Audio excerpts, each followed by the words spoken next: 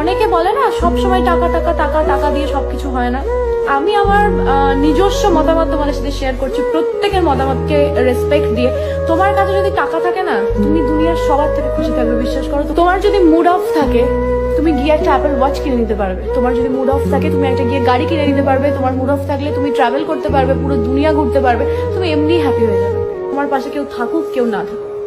আমার মন খারাপ লেগেছে, আমি কেঁদেছি, বন্ধ ঘরে কাঁদবো। সেটা বাইরে বেরোলে, আমি যখন দরজা খুলে বাইরে বেরোবো, কাউকে সেটা দেখাবো না। লোককে যদি তুমি তোমার দুর্বল জায়গাটা দেখিয়ে দাও, লোকে সেখানেই বারবার অ্যাটাক করবে। এটাই লোকের ধর্ম, মানুষের ধর্ম এটা।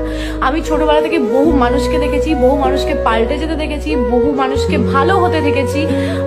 বহু খারাপ বন্ধু ভালো বন্ধু হয়ে গেছে, আর ভালো বন্ধু খারাপ বন্ধু হয়ে গেছে।